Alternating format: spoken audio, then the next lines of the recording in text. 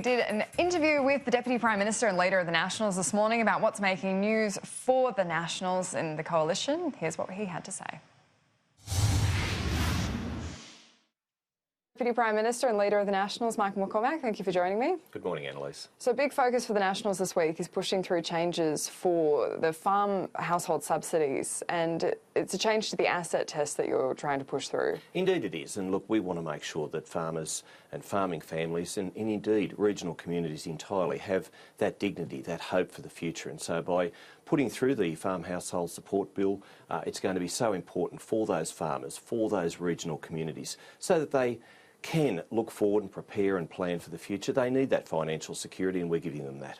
What are the practical changes? How is this going to be different than what we have now? Well, it's going to give them more support, so it's going to enable them to have more assets, so that when they say release their stock, when they have to sell their stock because they're forced to, because they can't feed those animals, well, the profit actually doesn't then account against them. And so if they put that into farm management deposits and that sort of thing, they don't have that counted against them. So the other thing too that we're really big on is making sure that they have that financial counselling support, that they have the counselling support. So we've got people who are experts in those fields helping them through, because mental stress is a big thing in this drought. The drought will break, it will rain again, but we want to make sure that we give those farmers that dignity, that financial support and that hope whilst they're struggling through this dry period. Because that's one of the things we heard come up, especially during the drought forum hosted by the Daily Telegraph that you attended, that there really needs to be long-term solutions for the country. Is this a stopgap solution that's just going to help people get through to the next year, or is this going to be... No, it's ongoing. So, and of course, we're standing shoulder to shoulder with our farmers, and so if the drought continues for even an extended period from what the Bureau of Meteorology are perhaps suggesting, then we'll, readdress those issues. We'll go back and we'll reassess what we're doing. So we've so far provided $2 billion of support. We've also given the $5 billion future drought fund. Now it's 3.9 at the moment, growing to $5 billion, and then of course we're going to be drawing down $100 million each and every year, because there's always part of Australia in drought. So far the measures have amounted to more than $7 billion, and of course that support, if it's going to need to be extended, it will be extended. There's absolutely no question that this government is serious about addressing drought issues for the here and now, but also for the future. So the criticism that's been coming from Labor and the Greens on drought response is that there hasn't been enough focus on climate change, which they say is feeding the drought. Do you agree with that? Well, of course, the climate is changing, but the fact is also we need to be able to support those farmers in a practical way. We need to support our communities in a practical way. What the Greens would have us do is deindustrialise Australia. What the Greens would have us do is make sure that farmers change all their ways and means. I mean, essentially, they don't want animals, cattle being bred, because that's causing emissions, according to the Greens. The fact is,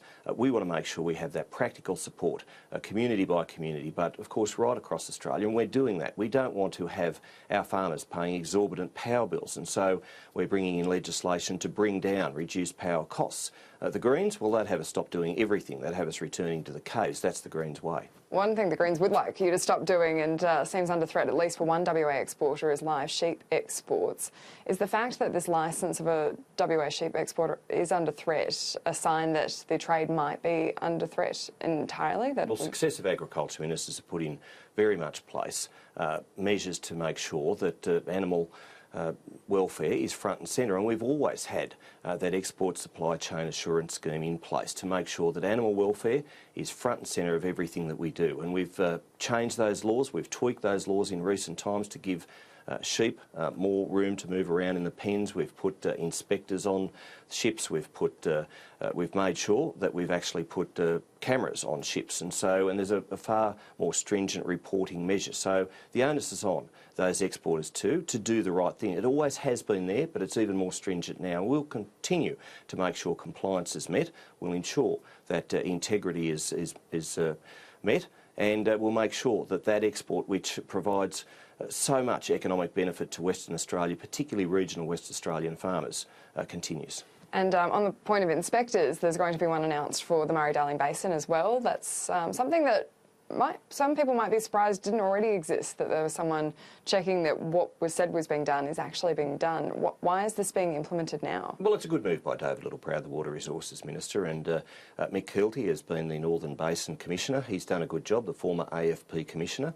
And so we want to bring even more integrity and more transparency into the Murray-Darling Basin Plan so that the Murray-Darling Basin Plan can be affected with confidence, and so that people, whether they're in Queensland, New South Wales, Victoria or South Australia, know that the measures that we've put into place and the plan that has been agreed to on bipartisan support is being implemented correctly, and water measures are being adhered to. And just for the last bit of legislation you guys are focusing on for this sitting fortnight, are we going to see these protections for farmers against activists targeting their farms come through? Well, it's been introduced and it'll be debated in the House of Representatives today, and I hope that that goes through in a bipartisan way. It absolutely should, because we can't have animal activists, criminals indeed, invading our farmers. We want to make sure that our farmers, who are the very best environmentalists and land carers in the world, and they put animal welfare front and centre, they're protected. And we'll be doing just that. And those people who put up websites that encourage people to break the law, well, they'll be treated in the same way that the New South Wales and other state governments have put in place measures to stop those who actually invade the farms. So, and they should go to jail, there's no question. Because those who do invade the farms, they're already subject to criminal trespass. That's under state laws. Exactly. And so there has been criticism that the federal legislation's encroaching not only on state territory, but using that idea of banning a carriage service could actually impact things like freedom of speech, journalists organising things online, other peaceful protests being organised online. It's sensible, practical measures. It dovetails in with what the states are doing. It's correct and proper. So you have no concerns about impacting any kind of freedom of speech? No, it's correct and it's proper and it's necessary. And just finally, we've seen the coalition today is also introducing these tough new laws to prohibit anyone who's committed a terrorist offence being released from prison after the end of their sentence if they're still at a risk to the community. Some in the legal community might be concerned that it is edging into indefinite detention. Do you accept that criticism? Some in the legal community who would be the first to complain if they were let out too early and then did the same thing again. So I'm sure the measures are, yes, as you say, tough, but they're right, they're proper, they're correct, and they're going to be introduced and they're going to be passed.